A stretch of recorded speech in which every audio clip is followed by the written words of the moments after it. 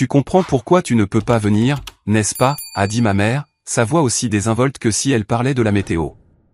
Le mariage de rêve de Vivien ne te concerne pas, Juliette. Il s'agit de sa journée parfaite. Et franchement, ta présence ne ferait que compliquer les choses. J'étais assise là, sur le canapé à fleurs dans le salon de mes parents à Charleston, en Caroline du Sud, fixant ses mains parfaitement manucurées croisées sur ses genoux. La lumière de l'après-midi filtrait à travers les rideaux, projetant des ombres douces sur son visage, mais il n'y avait rien de doux dans les mots qu'elle venait de prononcer. Je m'appelle Juliette et j'ai 27 ans. Je travaille comme photographe indépendante spécialisée dans la photographie d'architecture et de voyage, gagnant juste assez pour couvrir le loyer de mon petit studio et entretenir mon matériel photo. Pendant des années, je m'étais convaincu que le fait d'être la fille négligée était tout simplement la norme dans ma famille. Ma sœur cadette, Vivien, de 3 ans ma Benjamine, avait toujours été l'enfant chéri. Elle était plus jolie, plus charmante, plus brillante aux yeux de mes parents. Elle a décroché un emploi très bien rémunéré dans une agence de marketing dès sa sortie de l'université, a épousé un riche banquier d'affaires nommé Grégory, et vivait maintenant dans une maison de ville impeccable dont ma mère aimait se vanter. Mais cette fois, c'était différent. Il ne s'agissait pas seulement d'être oublié à Noël ou de voir mon anniversaire éclipsé par la dernière réussite de Vivien. C'était une exclusion délibérée de ce que ma mère ne cessait d'appeler l'événement de la décennie. Compliqué comment, ai-je demandé, gardant ma voix stable, même si mes mains tremblaient légèrement. Ma mère a soupiré comme si m'expliquer cela était épuisant. Vivien a invité 300 personnes. Tous ceux qui comptent seront là. Le lieu à lui seul leur coûte 75 000 $. Elle porte une robe Vera Wang sur mesure. Il y aura des photographes de 2 magazines de mariage. Ce n'est pas un barbecue dans le jardin, Juliette. C'est une affirmation de statut. Et j'allais ruiner cette affirmation. Tu sais comment tu es, a-t-elle dit, et cette phrase m'a frappé plus durement que tout le reste. Tu ne t'intègres jamais vraiment. Tu es toujours en jean avec ce vieux sac d'appareil photo. Les amis de Vivien sont tous des gens soignés et bien mis. Tu te sentirais mal à l'aise de toute façon. Je voulais protester. Je voulais souligner que je possédais de jolies robes, que je pouvais avoir l'air présentable quand il le fallait, que le fait d'être photographe ne faisait pas de moi une sorte de paria social. Mais la vérité, c'est que ce n'était pas vraiment une question de garde-robe. C'était une question de hiérarchie. C'était une question de me maintenir à ma place. Est-ce que Vivien sait que tu me dis ça, ai-je demandé. L'expression de ma mère a vacillé une seconde. Nous en avons discuté en famille. Ton père est d'accord que c'est pour le mieux. Et honnêtement, Juliette, tu devrais être soulagée. 750 000 $ pour un mariage? C'est le genre de pression que tu ne voudrais pas subir de toute façon. 750 000 $. Le chiffre était obscène. C'était plus que ce que j'avais gagné au cours des 5 dernières années réunies. Et il dépensait cela pour une seule journée, un seul événement auquel je n'étais pas autorisé à assister parce que je risquais de le ternir par ma présence. Je me suis levé lentement, attrapant mon sac d'appareil photo à côté du canapé. Ma mère me regardait avec la même expression calme, comme si elle venait de m'annoncer une nouvelle parfaitement raisonnable. Je comprends, ai-je dit doucement. Elle a semblé presque soulagée. Je savais que tu comprendrais. Tu as toujours été si raisonnable à ce sujet. Raisonnable. C'était son mot pour docile. Pour accepter les quelques miettes d'affection que la famille me jetait. J'ai marché vers la porte, mes bottes faisant des bruits sourds sur le parquet. Juste avant de l'atteindre, je me suis retourné. C'est quand? Le mariage. Le 15 juin. Mais Juliette, je pense vraiment qu'il vaudrait mieux si. Je voulais juste savoir, les jeux interrompus, pour mon calendrier. Je suis parti avant qu'elle ne puisse dire autre chose. En m'éloignant de leur impeccable maison de style colonial, j'ai senti quelque chose changer en moi. Ce n'était pas de la colère. Pas exactement. C'était de la clarté. Une clarté froide et nette sur ma place exacte dans cette famille et sur ce que je valais pour eux. Le 15 juin était dans 3 mois. 3 mois qu'ils passeraient à préparer la journée parfaite de Vivien pendant que j'étais censé simplement disparaître. Me rendre commodément absente pour que personne n'ait à expliquer pourquoi la sœur aînée n'était pas là. Je me suis garé sur le parking d'un café et suis resté longtemps dans ma voiture, fixant mon téléphone. Puis j'ai ouvert mon application bancaire et j'ai regardé mon compte d'épargne. 4 300 $. Pas grand-chose, mais c'était à moi. De l'argent que j'avais gagné par mon propre travail, par ma propre compétence. Une idée se formait, quelque chose d'audacieux, d'imprudent et de complètement différent de la Juliette raisonnable et docile que ma mère s'attendait à ce que je sois. S'il ne voulait pas de moi au mariage parfait de Vivien, très bien. Mais cela ne voulait pas dire que je devais passer cette journée seule dans mon appartement, à faire défiler des photos sur les réseaux sociaux d'un événement auquel j'étais interdite d'assister. J'ai ouvert mon ordinateur portable et j'ai commencé à faire des recherches. L'idée a grandi au cours des semaines suivantes, consumant mes pensées pendant les moments calmes entre les contrats de photographie. J'avais toujours voulu visiter Paris. C'était le genre de rêve que j'avais relégué au fond de mon esprit. Quelque chose qui semblait perpétuellement hors de portée pour quelqu'un vivant d'un salaire à l'autre. Mais en regardant mes économies et en faisant le calcul, j'ai réalisé que c'était possible. De justesse, mais possible. En grandissant, Vivien et moi avions été proches pendant une brève période. Quand nous étions enfants, peut-être 4 ou 5 années de normalité heureuse avant que le favoritisme ne devienne trop évident pour être ignoré. Je me souvenais que nous construisions des forts en couverture ensemble, que nous partagions des secrets sous les draps après l'heure du coucher. Mais quelque part vers le collège, les choses ont changé. Vivien a découvert qu'elle avait du pouvoir dans notre dynamique familiale, que nos parents choisiraient sa version des faits plutôt que la mienne, qu'elle pouvait obtenir ce qu'elle voulait en jouant la victime. Le premier incident majeur s'est produit quand j'avais 15 ans et elle en avait 12. J'avais économisé de l'argent en faisant du babysitting pour acheter un appareil photo professionnel, quelque chose que j'avais désespérément voulu. Quand il est arrivé, Vivien a piqué une crise en disant que j'avais reçu quelque chose de cher alors qu'elle n'avait rien eu.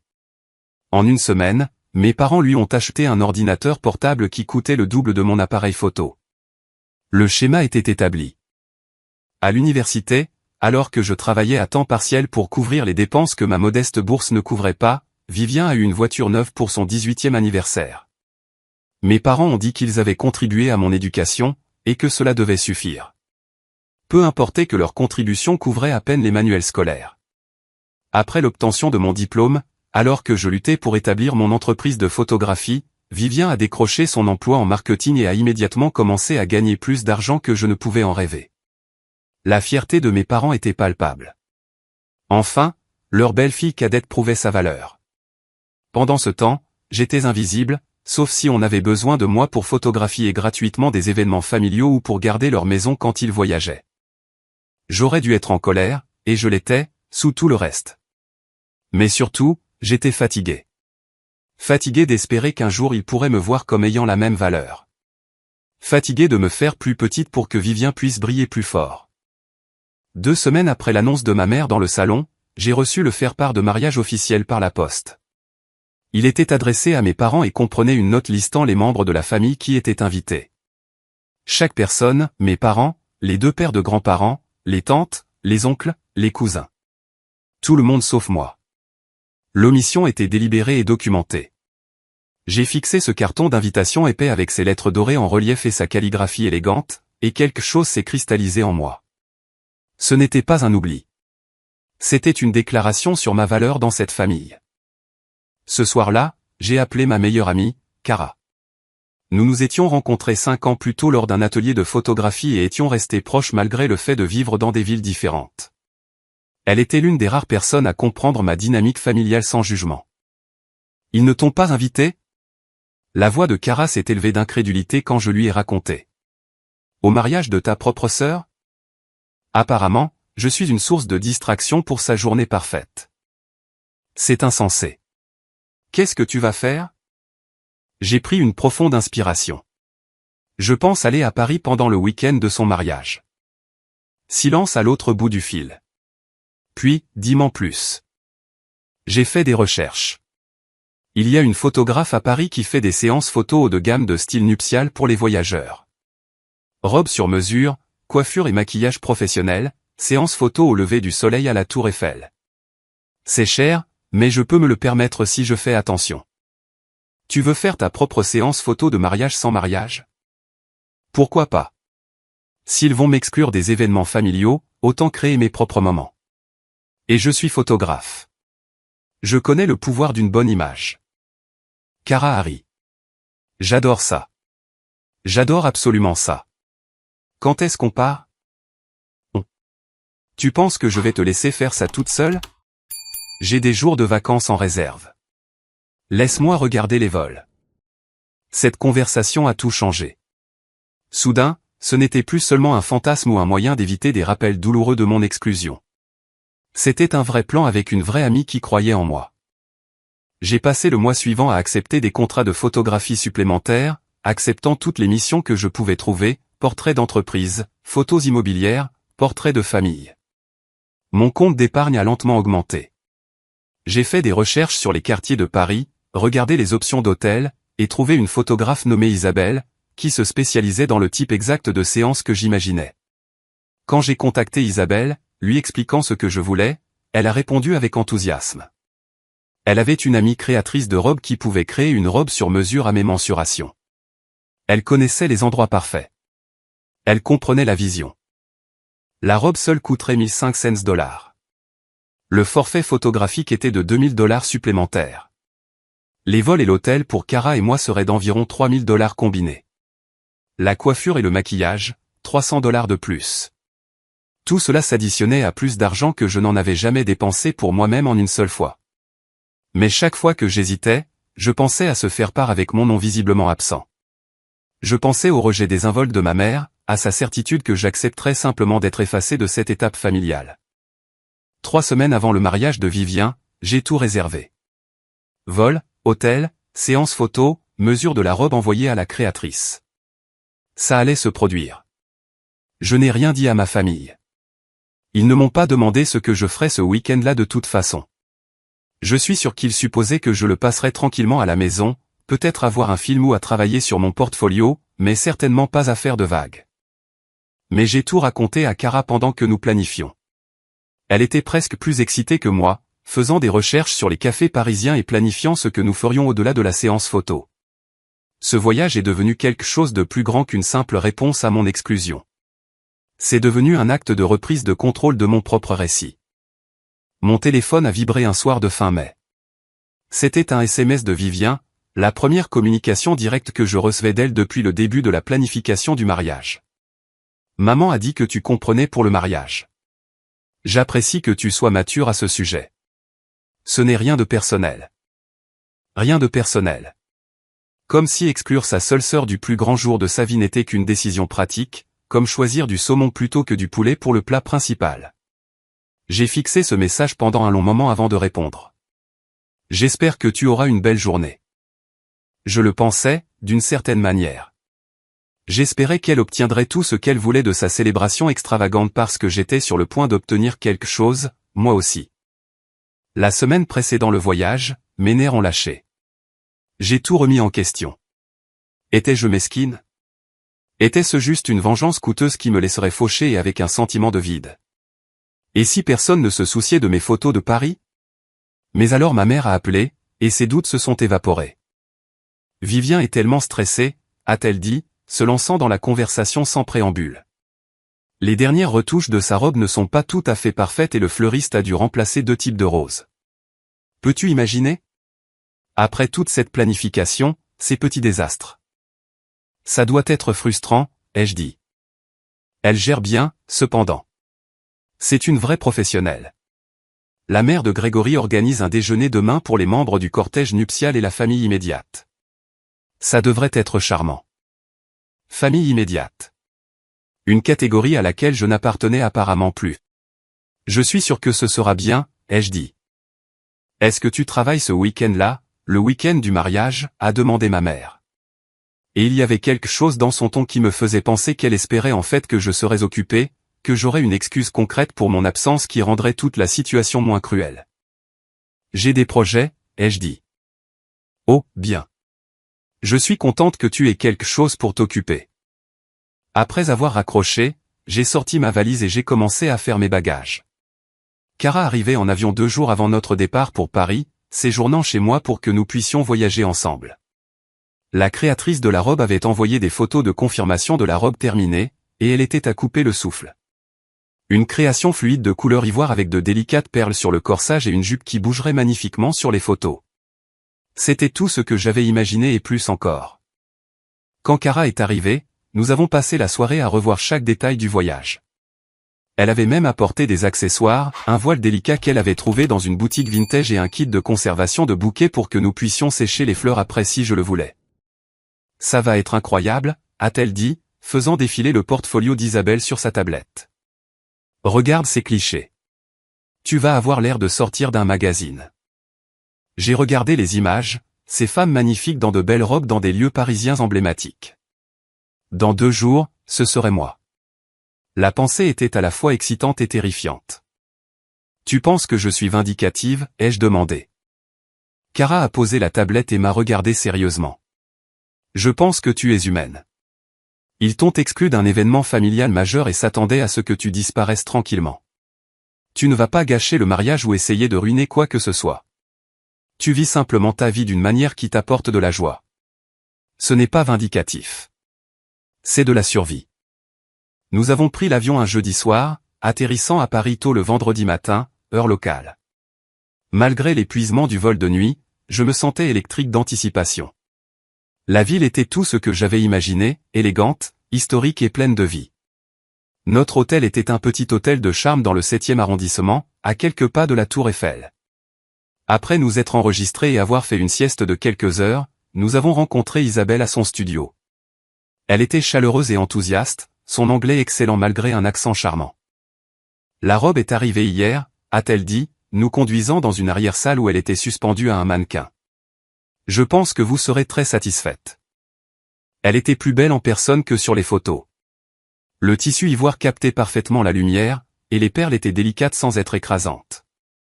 J'avais dit à la créatrice que je voulais quelque chose qui ait l'air nuptial, mais pas comme un costume, quelque chose qui pourrait être porté à un événement chic si je le voulais.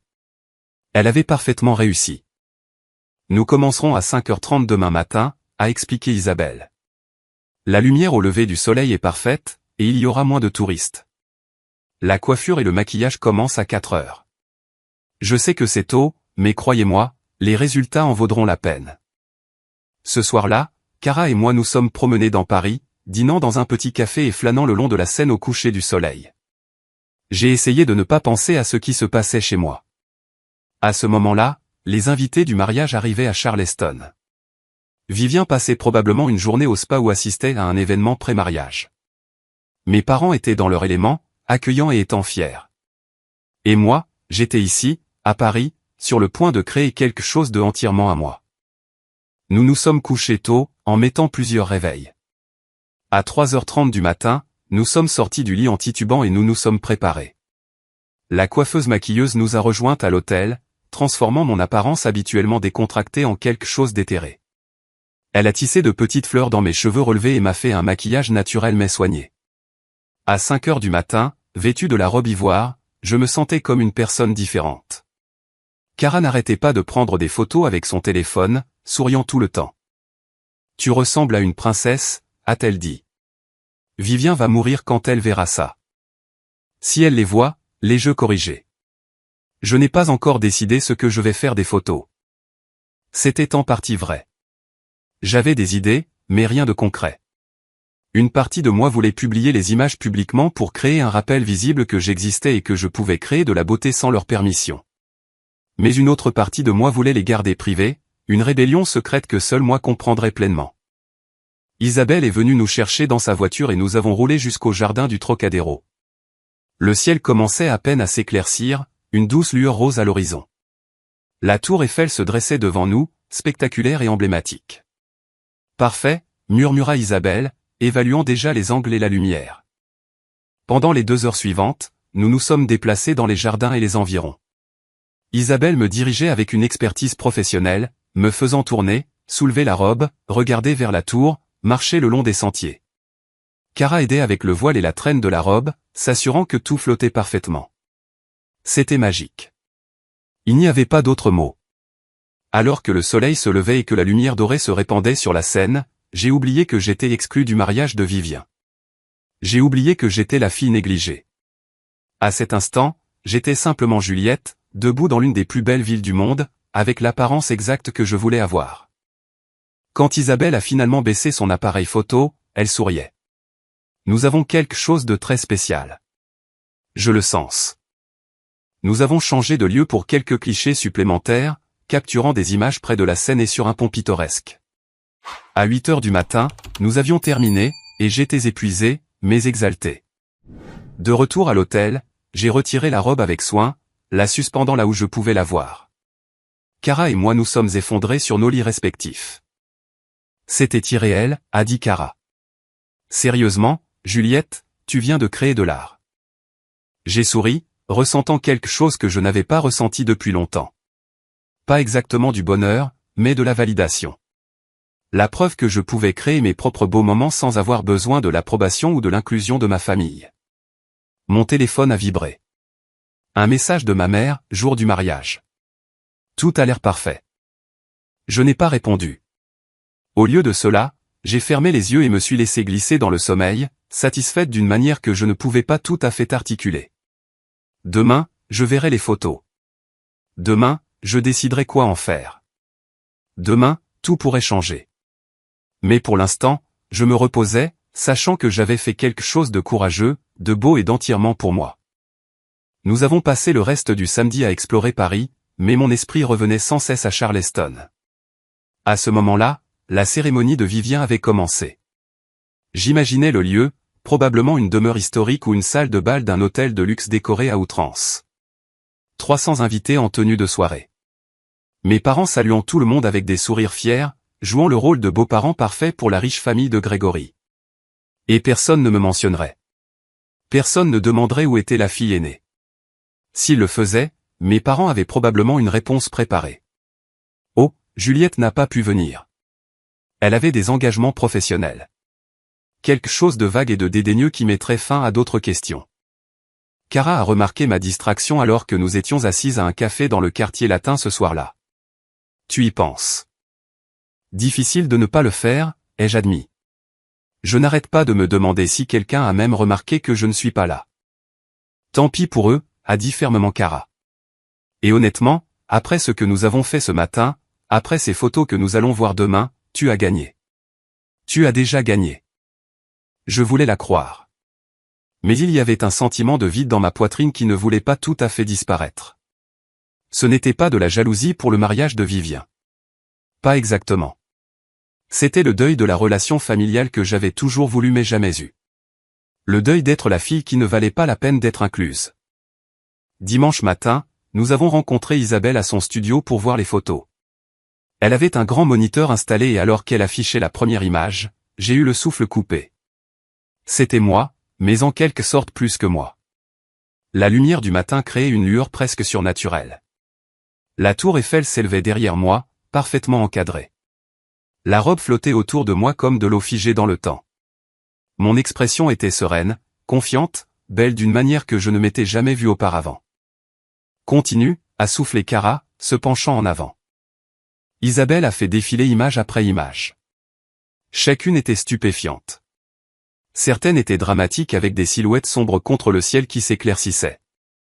D'autres étaient douces et romantiques avec le voile attrapant la brise. Il y avait des gros plans qui montraient les détails de la robe et des plans larges qui capturaient l'étendue du lieu. C'est de qualité professionnelle, ai-je dit, ma voix s'étranglant. Ça pourrait être dans des magazines. Isabelle a souri. Elle devrait l'être. Vous avez un don pour l'appareil photo, Juliette. Beaucoup de gens se figent ou ont l'air artificiel, mais vous avez compris la mission. Vous avez incarné la vision. Nous avons sélectionné les meilleures images pour la retouche finale. Isabelle a promis de les avoir prêtes pour mardi, notre dernier jour complet à Paris avant notre vol de retour mercredi matin. En quittant le studio, Cara m'a attrapé le bras. Tu dois les publier. Je sais que tu hésites, mais elles sont trop belles pour rester privées. Je ne sais pas, ai-je dit. Et si ça donnait l'impression que j'essaie de voler la vedette à Vivien? Et si c'est le cas, a défié Cara. Elle t'a exclu de son mariage.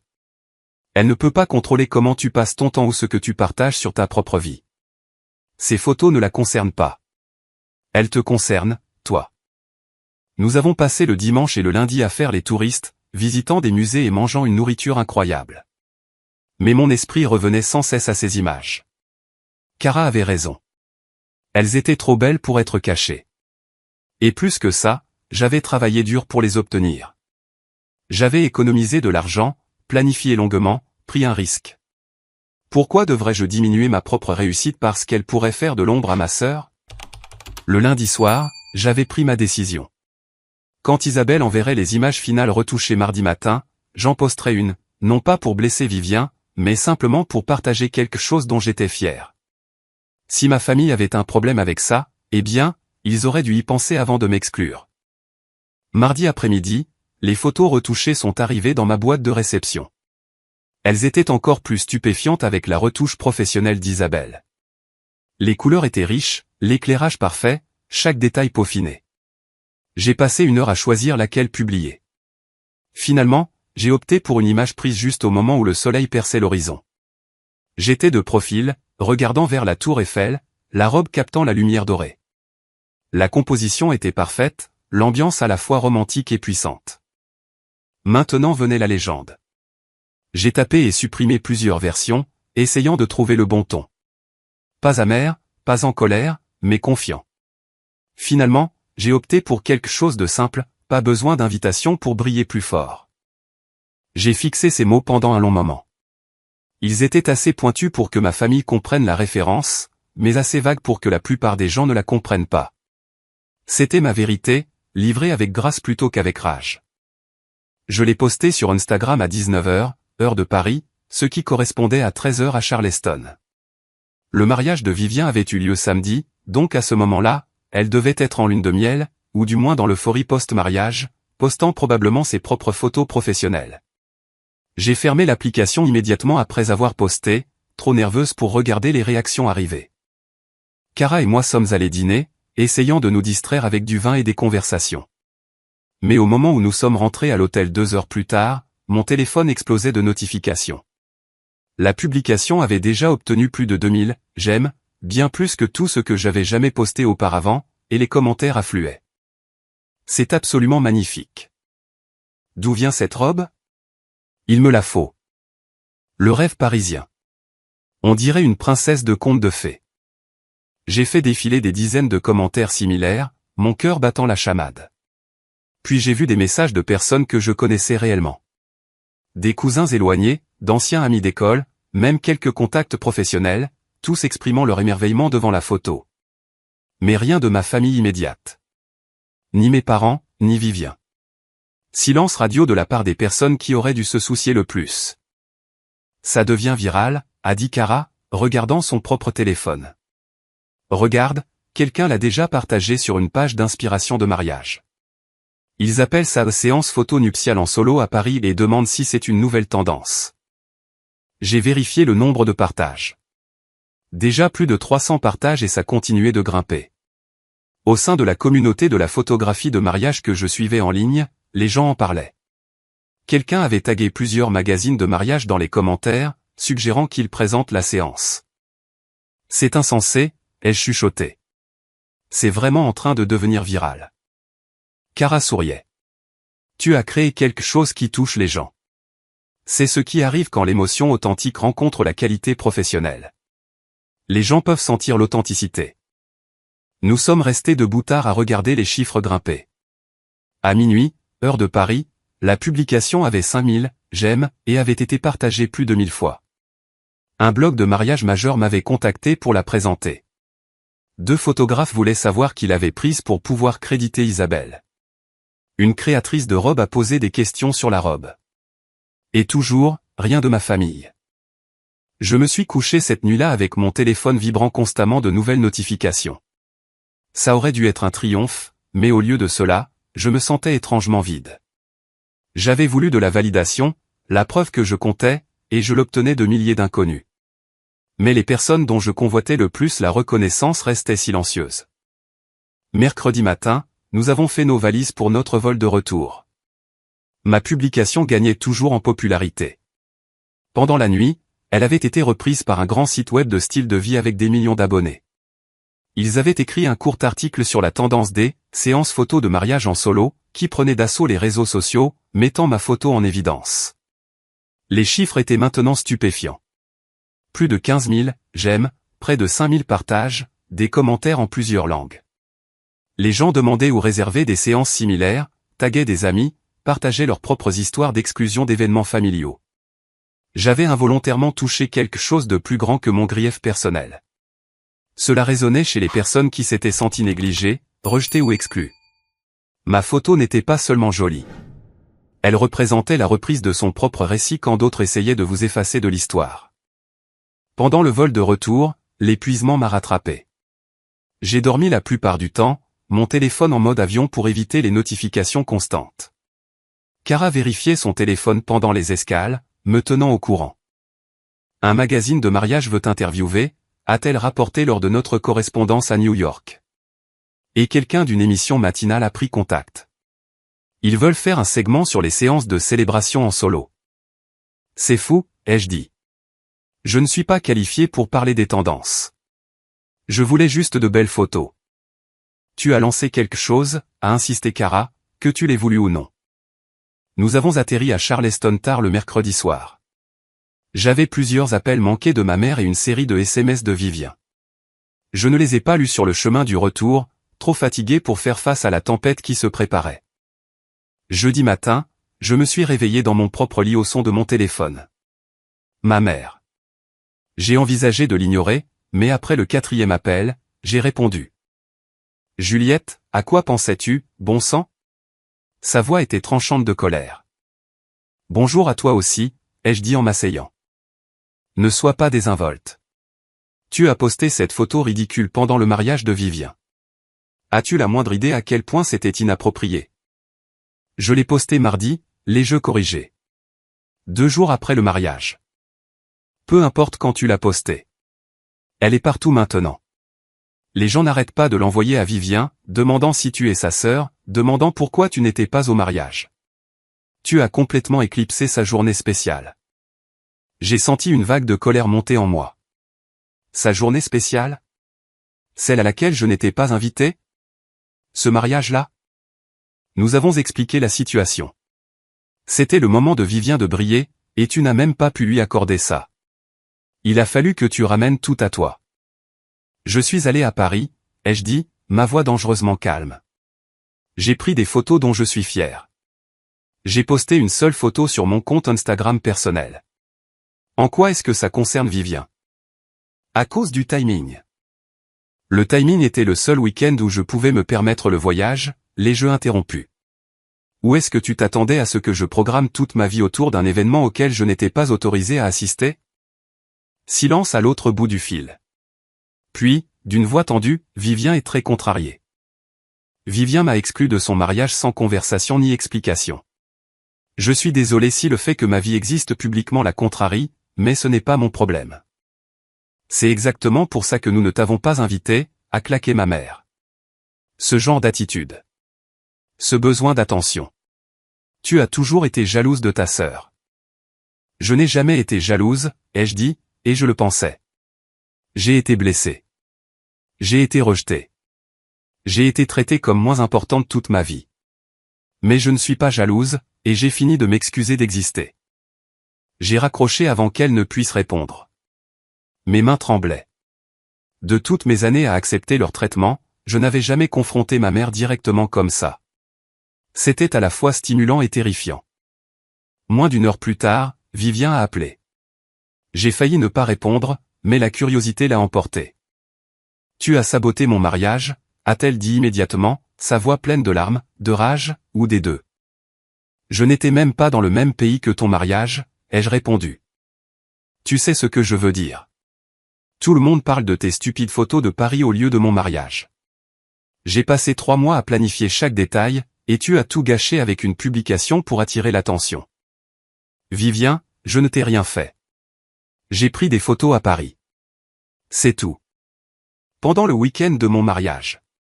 Tu l'as planifié spécifiquement pour détourner l'attention de moi.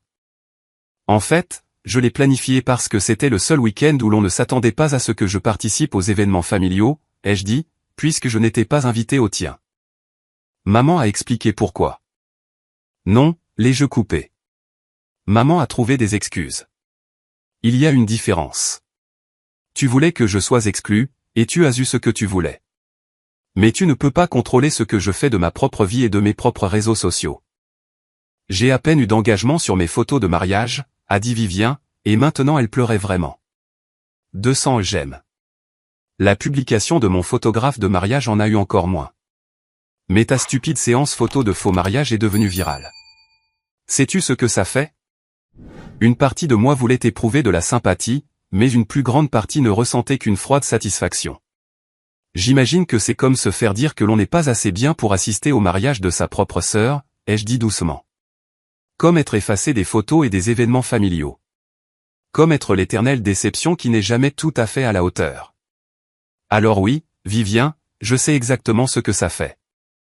Elle m'a raccroché au nez. Je me suis assise sur mon canapé, fixant mon téléphone, me sentant à la fois vengée et vidée. C'était ce que je voulais, n'est-ce pas? Qu'ils me voient, qu'ils reconnaissent mon existence, qu'ils ressentent une conséquence de la façon dont ils m'ont traité. Mais ce n'était pas aussi bon que je l'avais imaginé.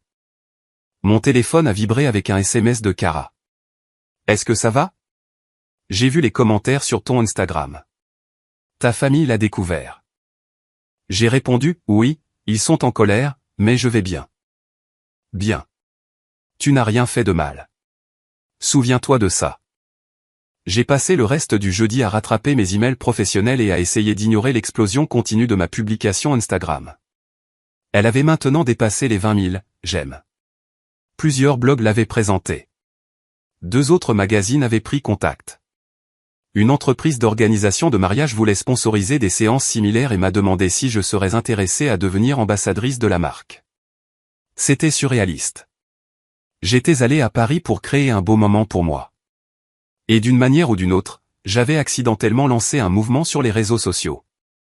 Les gens postaient leurs propres photos de célébration en solo en utilisant des hashtags comme briller sans permission, et mon propre récit. Vendredi après-midi, un numéro inconnu a appelé. J'ai failli l'ignorer, mais quelque chose m'a poussé à répondre. Est-ce Juliette? Ici Mélissa du magazine Bridal Dream. Nous aimerions présenter votre séance photo de Paris dans notre prochain numéro et faire une interview complète sur l'expérience. Le magazine Bridal Dream, l'une des plus grandes publications de mariage du pays, le même magazine qui avait prétendument envoyé des photographes pour couvrir le mariage de Vivien. Je suis intéressé, m'entendis-je dire. Qu'est-ce que cela impliquerait? Alors que Mélissa expliquait l'opportunité, j'ai réalisé que c'était plus grand que je ne l'avais imaginé. Il voulait un article de 4 pages, un traitement professionnel, mon histoire racontée avec mes propres mots. Il l'appelait « un nouveau genre de célébration, quand vous êtes votre propre invité d'honneur ». Après avoir raccroché, je suis resté assise dans un silence stupéfait. Puis j'ai commencé à rire. Pas un rire cruel, mais le genre de rire né de l'incrédulité et de l'ironie. Vivien avait dépensé 750 000 $ pour obtenir une couverture médiatique pour son mariage. Et je l'avais accidentellement obtenu avec une seule publication Instagram et un voyage de 5 000 $ à Paris. L'interview pour le magazine était prévue pour la semaine suivante. Entre-temps, ma publication Instagram a continué sa trajectoire. Elle a atteint 40 000 j'aime, puis 60 000. Des marques ont commencé à me contacter, offrant des sponsorings et des collaborations. Une agence de voyage voulait créer un forfait, célébration en solo, basé sur mon expérience. Une créatrice de robes voulait collaborer sur une ligne de vêtements de soirée non nuptiaux pour les femmes qui se célèbrent elles-mêmes. J'étais dépassé. J'étais une photographe indépendante qui pouvait à peine payer son loyer. Et soudain, j'avais des opportunités qui pouvaient changer entièrement ma situation financière. Mais plus que l'argent ou l'attention, je me sentais vu. Des milliers de personnes comprenaient ce que j'avais fait et pourquoi c'était important. Ma famille, cependant, était en pleine tourmente. Samedi matin, mon père a appelé. Contrairement à ma mère, il ne criait pas. Il semblait fatigué. Juliette, pouvons-nous parler en personne? J'ai accepté de le rencontrer dans un café près de mon appartement cet après-midi-là. Quand je suis arrivé, il était déjà là, l'air plus vieux que dans mes souvenirs. Le stress de la semaine passée se lisait sur son visage. Merci d'être venu, a-t-il dit alors que je m'asseyais. De quoi vouliez-vous parler? Il a soupiré, remuant son café inutilement. Ta mère et ta sœur sont très contrariées. Je sais. Elles l'ont bien fait comprendre. Elles pensent que tu as délibérément essayé de gâcher le mariage de Vivien. Et vous, qu'en pensez-vous, ai-je demandé. Il est resté silencieux un long moment. Je pense. Je pense que nous n'avons pas bien géré la situation du mariage. Ta mère s'inquiétait des dynamiques familiales, de maintenir les choses fluides pour le jour de Vivien. Mais peut-être que nous sommes allés trop loin. Peut-être ? Le mot est sorti plus brusquement que je ne l'avais voulu.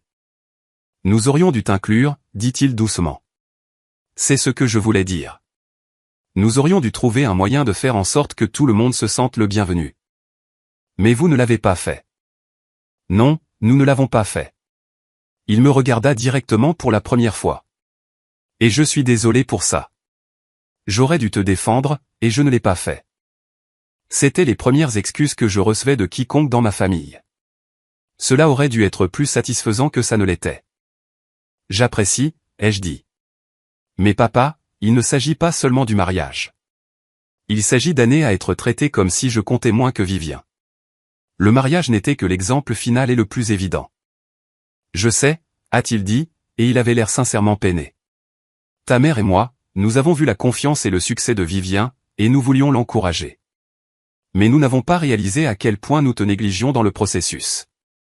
Vous avez réalisé, l'ai-je corrigé. Vous avez simplement pensé que ce n'était pas assez important pour changer. Il n'a pas argumenté. Au lieu de cela, il a sorti son téléphone et m'a montré quelque chose. C'était le compte Instagram de Vivien. Les commentaires sur ses photos de mariage étaient désactivés, et là où il aurait dû y avoir des centaines de « j'aime », il n'y en avait qu'une poignée. Elle est dévastée, a-t-il dit. Toute cette planification, tout cet argent, et personne ne semble s'en soucier. Pendant ce temps, tes photos de Paris sont partout. Elle a l'impression que tu lui as volé son moment. Je n'ai rien volé, ai-je dit fermement. J'ai créé mon propre moment. Le fait que les gens y aient plus réagi qu'à son mariage n'est pas de ma faute. Je le sais. Logiquement, je le sais. Il a rangé son téléphone. Mais c'est ma fille aussi, et elle souffre.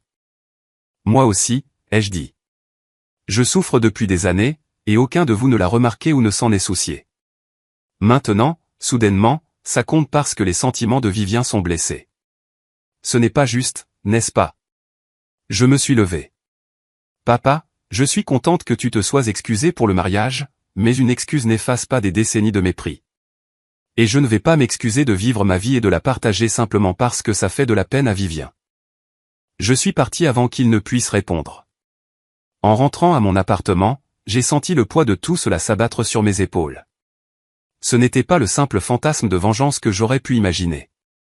C'était compliqué, désordonné et douloureux pour toutes les personnes impliquées. Mais je ressentais aussi autre chose, la liberté. Pour la première fois, je n'essayais pas de me faire plus petite pour accommoder le confort de ma famille. Je ne m'excusais pas de prendre de la place. Lundi matin, j'ai fait l'interview avec le magazine Bridal Dream. La journaliste, Mélissa, était perspicace et gentille, posant des questions qui allaient au-delà de l'histoire de surface. « Qu'est-ce qui vous a décidé à faire cette séance photo ?» a-t-elle demandé. « Je voulais créer quelque chose de beau pour moi-même, ai-je dit. J'ai passé tellement de temps à attendre la permission d'être célébrée, à attendre d'être considérée comme précieuse. C'était moi me donnant cette permission. Et le timing, pendant le week-end du mariage de votre sœur ? C'était le week-end que j'avais de disponible, ai-je dit honnêtement. Et symboliquement, ça me semblait juste. Elle avait sa journée parfaite avec l'attention et l'approbation de tout le monde.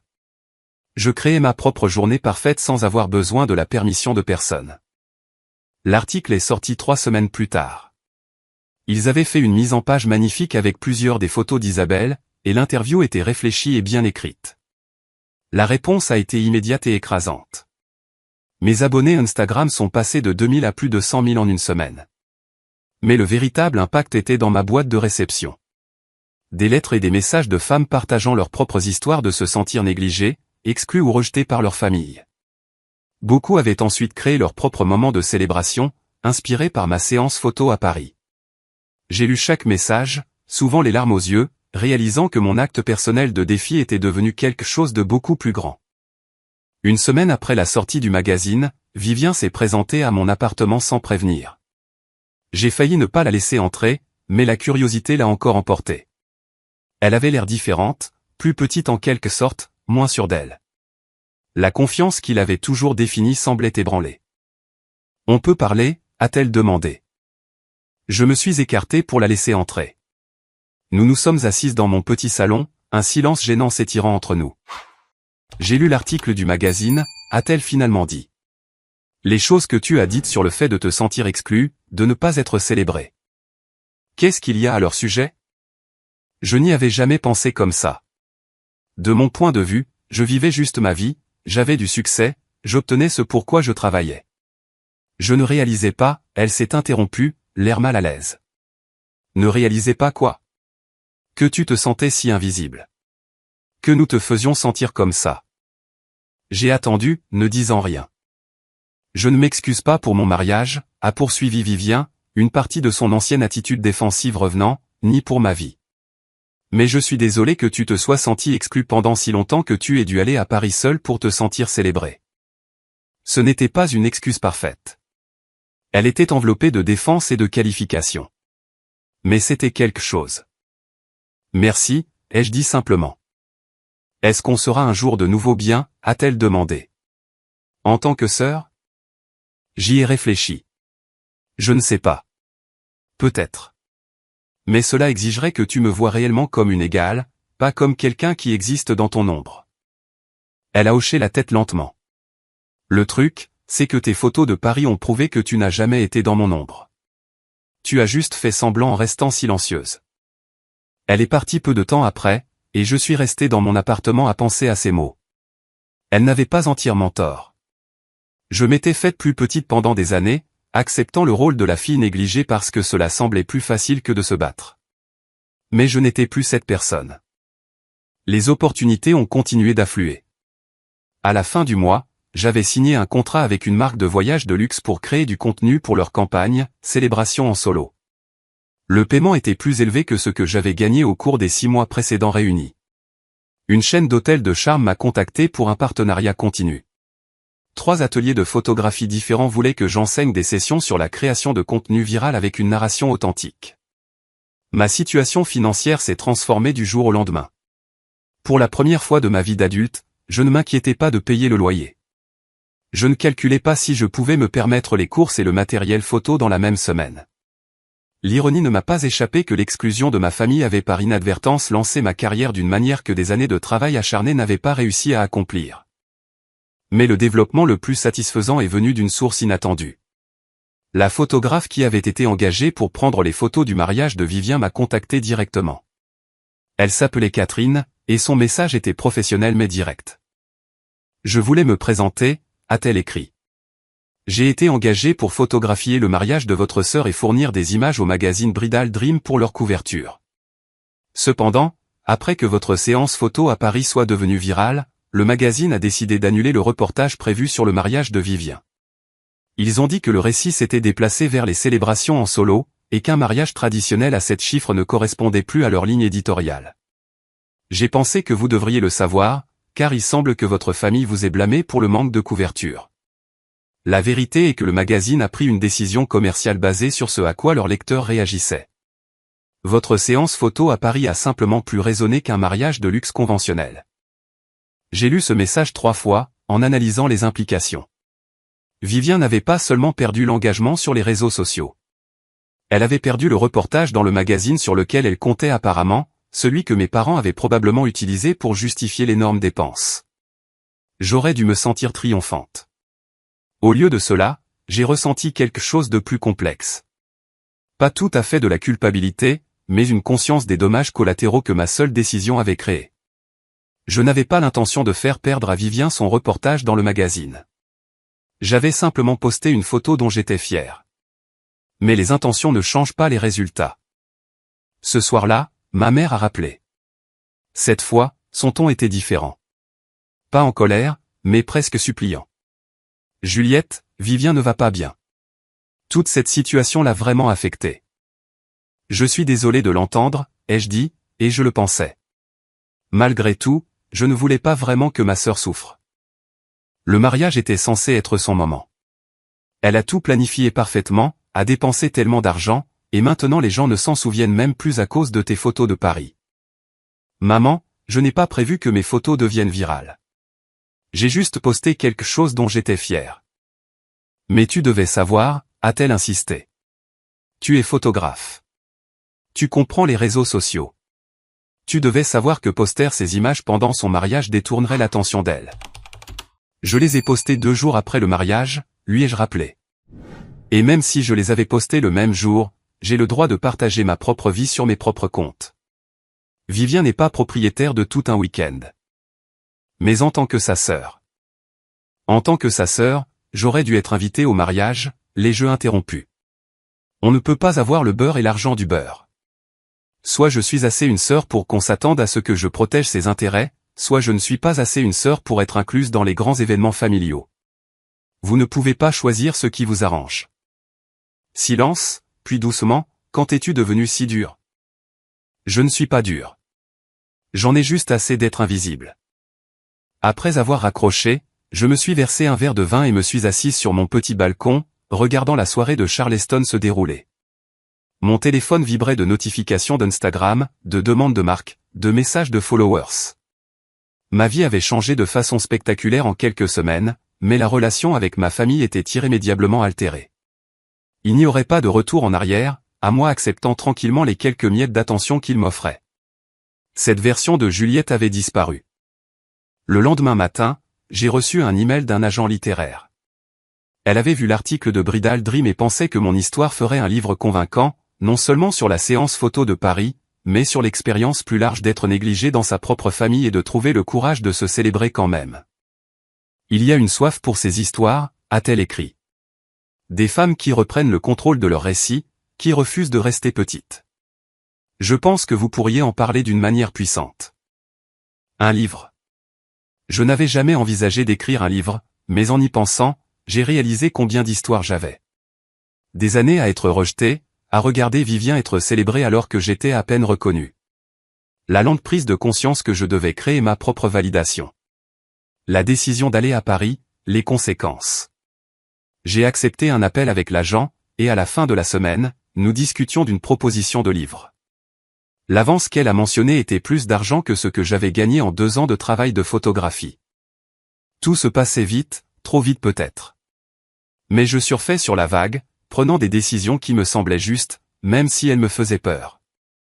2 mois après mon voyage à Paris, j'ai été invité à prendre la parole lors d'une conférence sur l'émancipation des femmes à Atlanta.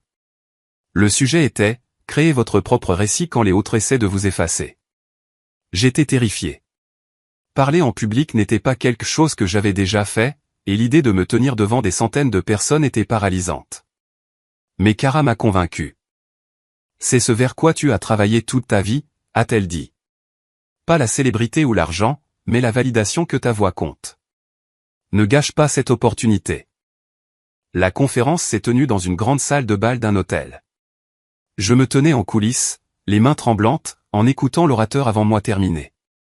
Puis c'était mon tour. Je suis monté sur cette scène, j'ai regardé la mer de visage, et j'ai raconté mon histoire. J'ai parlé d'être la fille invisible, de l'exclusion du mariage, de la décision d'aller à Paris.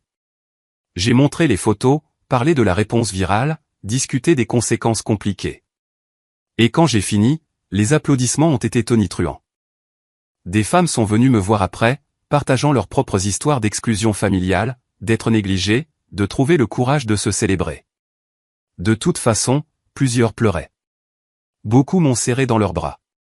Vous m'avez fait me sentir moins seule, a dit une femme. Je pensais être la seule dont la famille la traitait comme ça.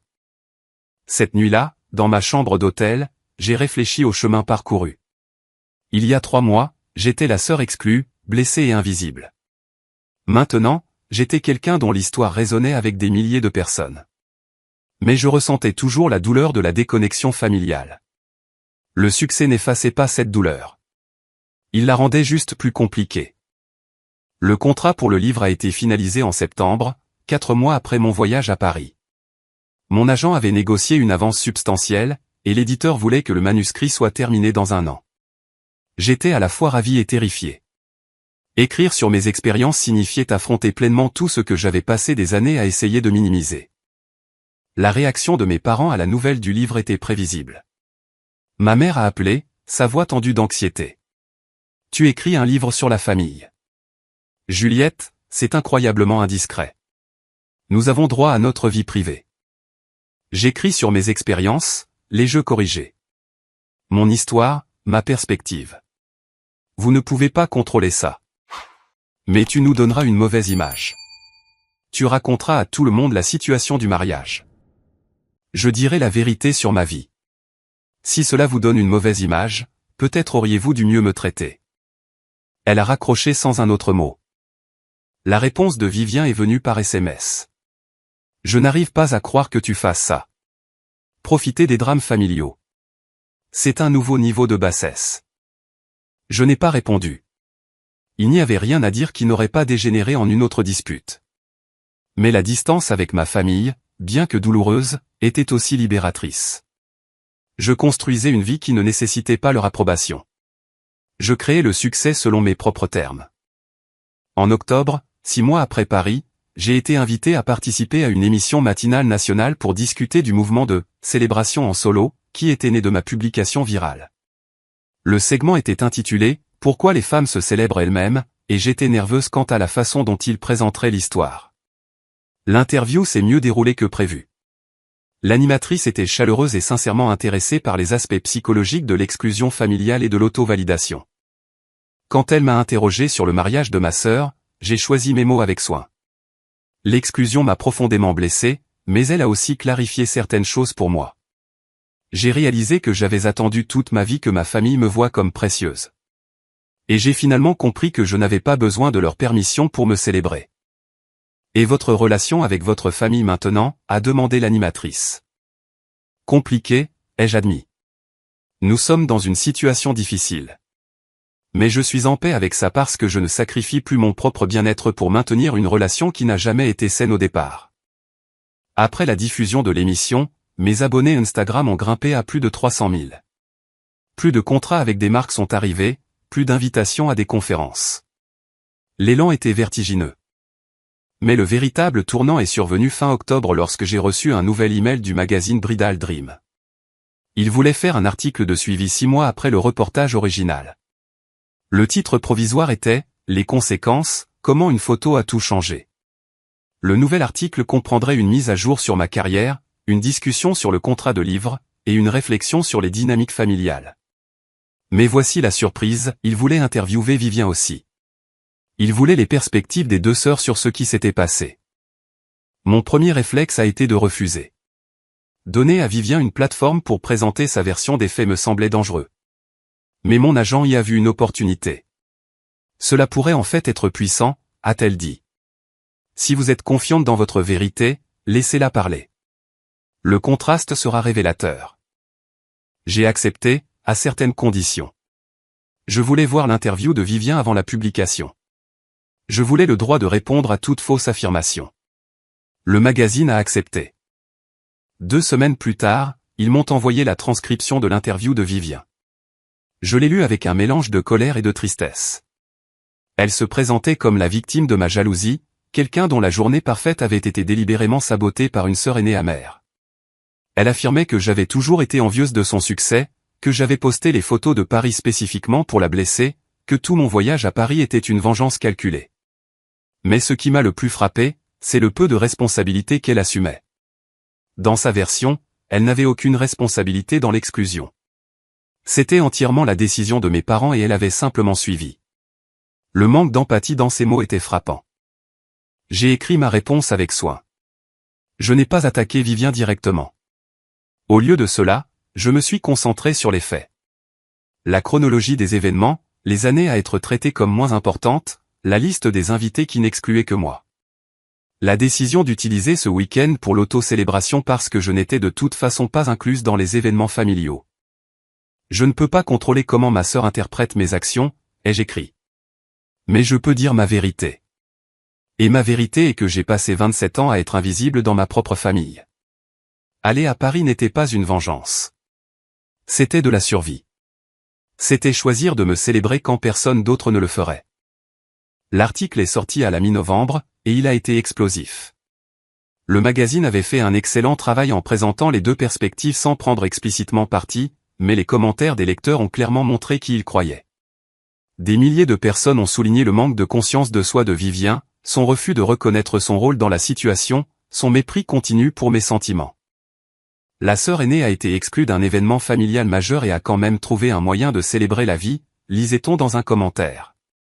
La sœur cadette a eu un mariage à 750 000 $ et est en colère que quelqu'un d'autre ait attiré l'attention. Dites-moi qui est le vrai problème. L'article est devenu viral à son tour.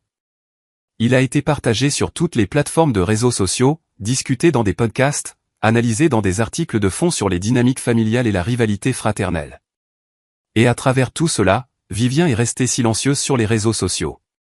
Son Instagram, autrefois rempli de publications soigneusement sélectionnées sur sa vie parfaite, est devenu silencieux. Mes parents n'ont pas cherché à me contacter. Le silence aurait dû ressembler à une victoire. Au lieu de cela, il ressemblait à la rupture finale de liens déjà endommagés. En décembre, 8 mois après Paris, j'ai signé le bail d'un nouvel appartement. Pas n'importe quel appartement, un magnifique 2 pièces dans un quartier historique de Charleston avec de hauts plafonds et de grandes fenêtres, parfait pour un studio de photographie à domicile. Je pouvais me le permettre confortablement maintenant, grâce au contrat avec les marques et à l'avance du livre. Cara m'a aidé à emménager, et nous avons célébré avec du champagne sur mon nouveau balcon donnant sur la rue.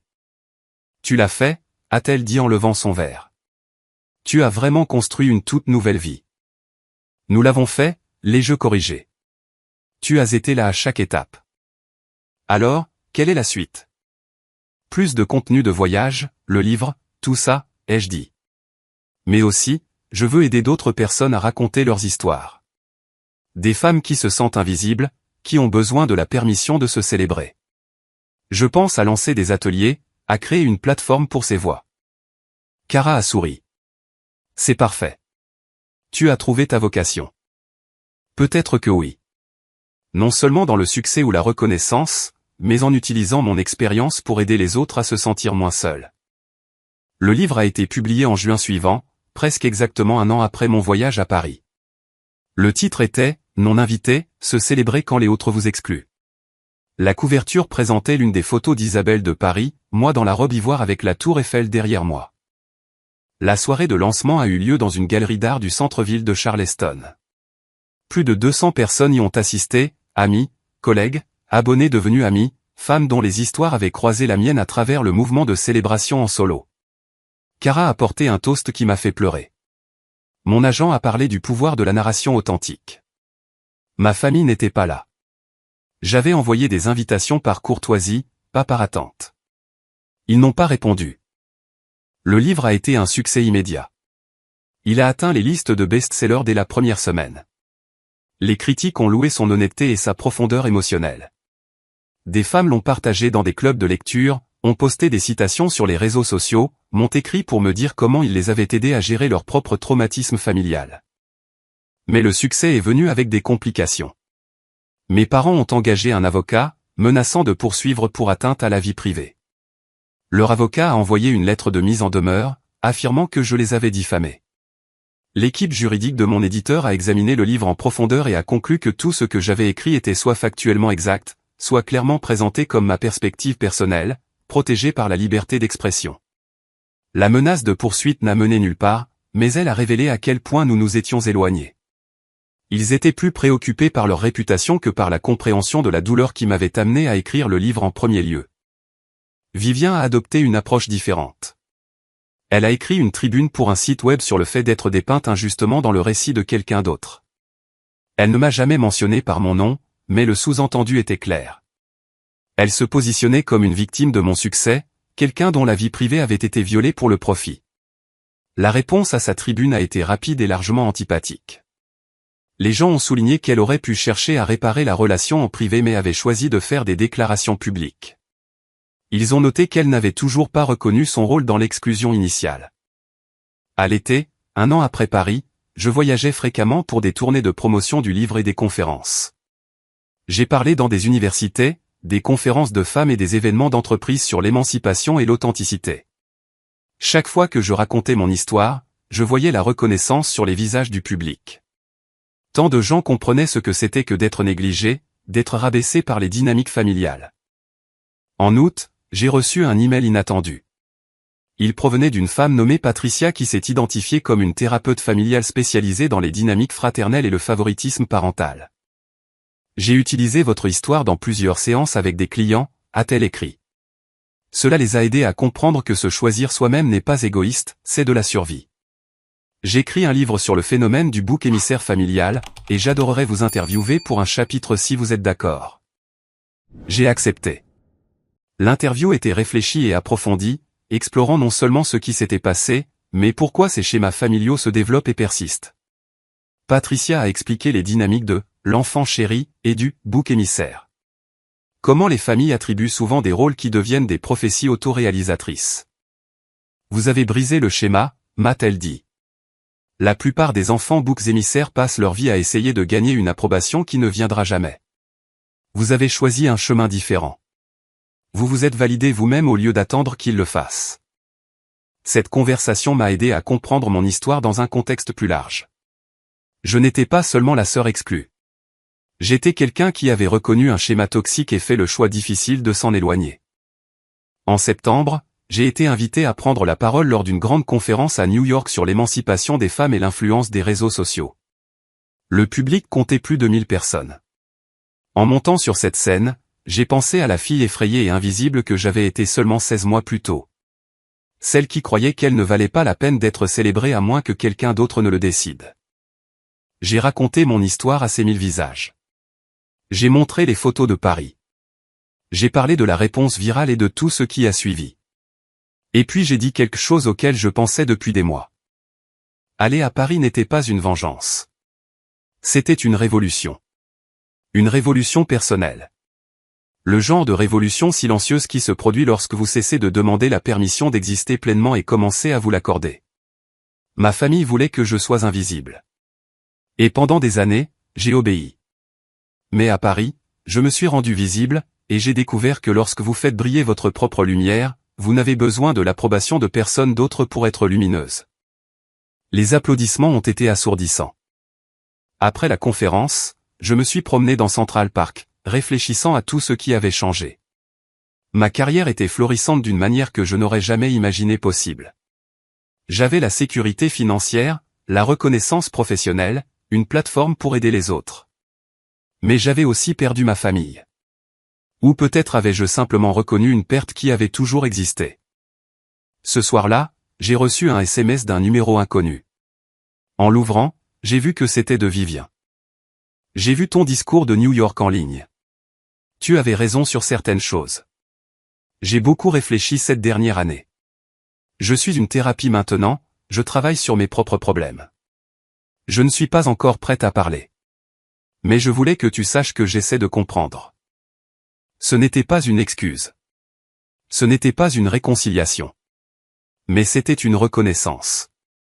Peut-être que c'était suffisant pour l'instant. J'ai répondu simplement, je suis contente que tu prennes soin de toi. Quand tu seras prête à parler, je suis là.